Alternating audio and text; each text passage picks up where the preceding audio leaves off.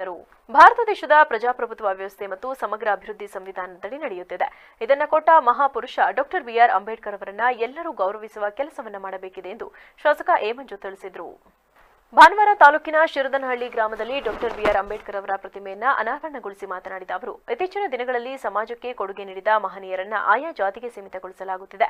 ಇದು ತುಂಬಾ ಅಪಾಯಕಾರಿ ಮನೋಭಾವನೆ. ಮಹನೀಯರ ಕೊಡುಗೆಯನ್ನ ಮೈಗೂಡಿಸಿಕೊಂಡು ನಡೆದಾಗ ಮಾತ್ರ ಅವರಿಗೆ ಗೌರವ ಸಲ್ಲುತ್ತದೆ. ದೇಶದ ಪ್ರಗತಿಯನ್ನ ಸಹ ಕಾಣಬಹುದಾಗಿದೆ ಎಂದು ತಿಳಿಸಿದರು.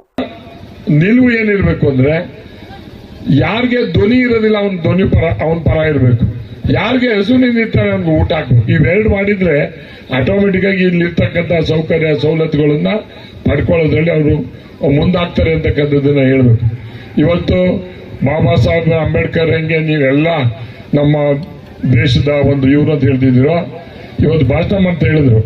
ಅಂಬೇಡ್ಕರ್ ಅವ್ರನ್ನ ನೆಹರು ಅವರೆಲ್ಲ ಗುರುತಿಸಿದ್ದು.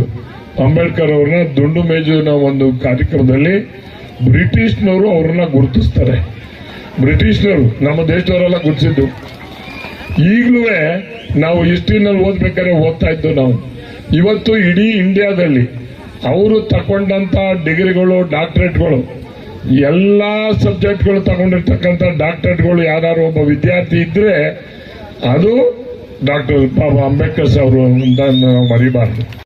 ಬಾಗಲಕೋಟೆ ಜಿಲ್ಲಾಧಿಕಾರಿ ಎಂ ಜಾನಕಿ ಅವರು ಮಾತನಾಡಿ, ದೇಶದಲ್ಲಿ ಬದುಕುತ್ತಿರುವ ಪ್ರತಿಯೊಬ್ಬರಿಗೂ ಭಾರತ ಸಂವಿಧಾನ, ಮೂಲಭೂತ ಹಕ್ಕು, ಕರ್ತವ್ಯಗಳನ್ನು ಅರಿತು ನಡೆದರೆ ಸಮಾಜ ಅತ್ಯಂತ ಸುಖಿಯಾಗಿರುತ್ತದೆ ಎಂದು ತಿಳಿಸಿದರು.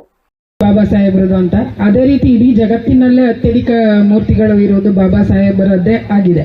ಆ ದಾಖಲೆಯನ್ನ ಯಾರು ಮುರಿಯಕ್ಕೆ ಸಾಧ್ಯ ಆಗಿಲ್ಲ, ಮುಂದೆನೂ ಸಾಧ್ಯ ಆಗೋದಿಲ್ಲ ಅಂತ ಭಾವಿಸ್ತೀನಿ ನಾನು. ಒಂದು ಭಾರತದ ಇತಿಹಾಸವನ್ನು ನೋಡಿದ್ರೆ 1950ರಿಂದ ಈಚೆಗೆ ಬರೆದ ಇತಿಹಾಸದಲ್ಲಿ ಪ್ರತಿ ಪುಟದಲ್ಲೂ, ಪ್ರತಿ ದಿನದಲ್ಲೂ, ಪ್ರತಿ ಕ್ಷಣದಲ್ಲೂ ಬಾಬಾ ಸಾಹೇಬರು ಜೀವಿಸ್ತಿದ್ದಾರೆ.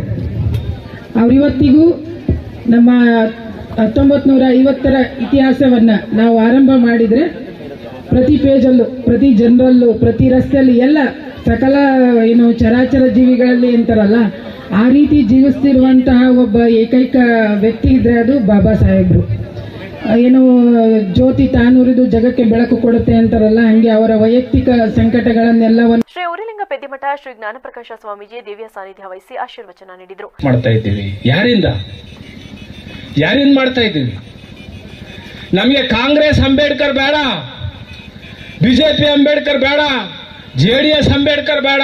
ನಮಗೆ ನಿಜವಾದಂತ ಸಮುದಾಯದ ಅಂಬೇಡ್ಕರ್ಗೋಸ್ಕರ ನಾವು ಒಂದಾಗ್ಲಿಲ್ಲ ಅಂದ್ರೆ, ಒಂದ್ ಕಡೆಗೆ ಬರಲಿಲ್ಲ ಅಂದ್ರೆ ನಿಮ್ಮಂತ ನೀಚರು ಹುಟ್ಟಬಾರದು.